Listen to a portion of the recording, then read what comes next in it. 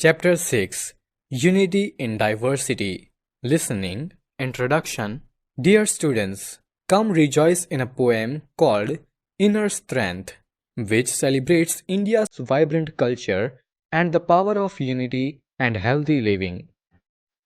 Inner Strength. India is big and bright, full of colors, full of light. Festivals with dance and song. We all join and sing along. We greet each one with a smile, helping others all the while. Temples shine and bells ring. Prayers and peace each day bring. Food is fine and healthy treat. Chapati, rice and sweets to eat. Yoga and asanas are our wealth. They give us inner strength. Summary. This poem highlights India's colorful festivals, kind smiles, and practices like yoga. It teaches us that unity and care create inner strength. Story: An Antique Time Machine. Introduction. Dear students, let's travel through a story called An Antique Time Machine, where Kiran explores India's rich folk culture using his grandfather's invention. It was the year 4555. Mr. Nilesh Sharma lived in Himachal Pradesh with his grandson Kiran. He was an inventor. Once, Kiran found a strange machine in his grandfather's laboratory. Dadaji told him that it was a time machine. A scientist invented it. Kiran said, Dadaji, I want to go back to 2025. Stop the time machine. After many requests of the dear child, Dadaji agreed. Their journey through the time machine started. Kiran's first stop was a village in Rajasthan. He met a skilled puppeteer there. The puppeteer told him about the ancient art of Kathputli. Kiran was amazed how he used his colorful puppets. Next, Kiran reached a tribal village in Odisha. He met a talented artist there.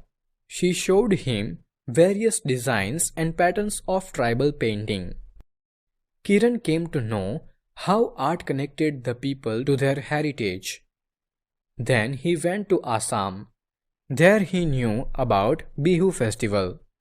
There were 3 Bihu festivals, namely Bohag Bihu, Magh Bihu and Kati Bihu. He also enjoyed Bihu dance there. After that, Kiran enjoyed a festival in Punjab.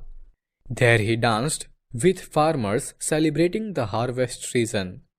He learnt about the joyful traditions of Baisakhi. Kiran's next adventure took him to Kerala.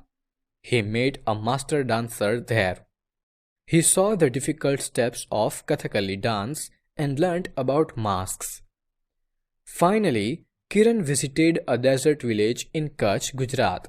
There he met a gifted weaver.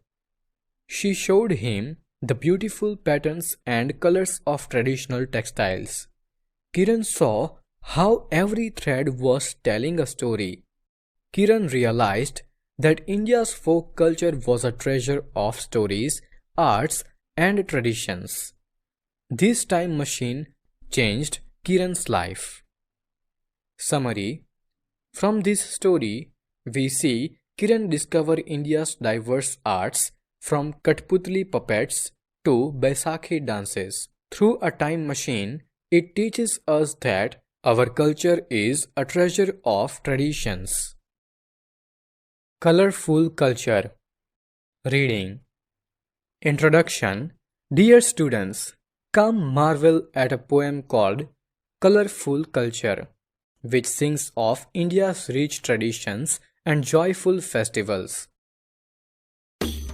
India's culture, a treasure so rare, rich in traditions and customs to share.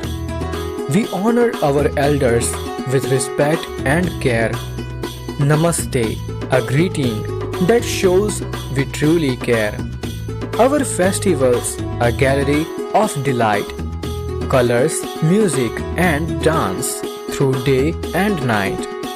Our food, a fusion of spices and love, savoring each bite sent from above.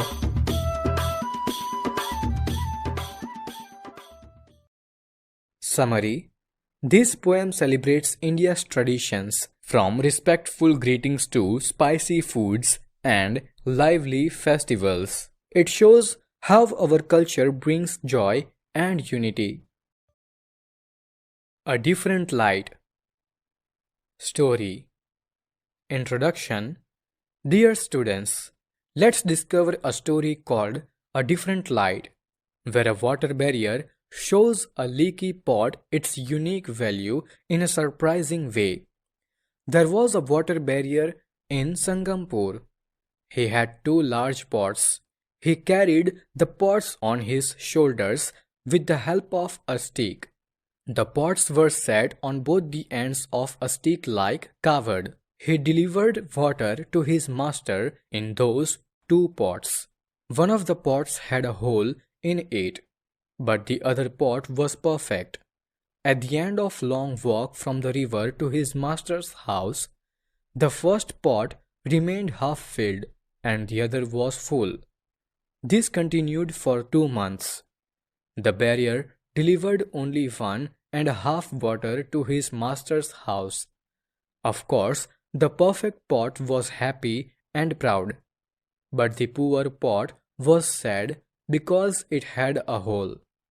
After 2 months, one day the first pot told the water barrier, I am ashamed of myself and I want to say sorry to you. Why? What are you ashamed of? For past 2 months, I delivered less water than the other pot. My water leaks out all the way back to your master's house.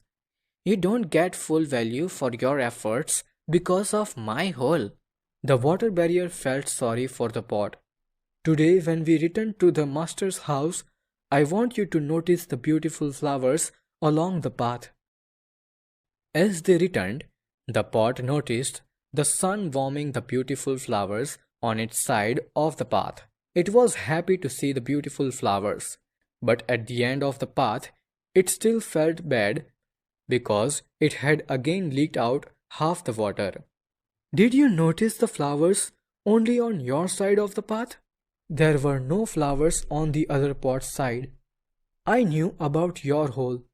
I planted flower seeds on your side of the path. Every day, while we walked back from the river, the leaked water fell on them. Everyone is important and everything is useful. Summary.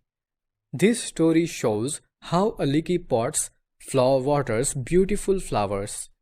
Thanks to the water barrier's plan, it teaches us that everyone's unique qualities have value.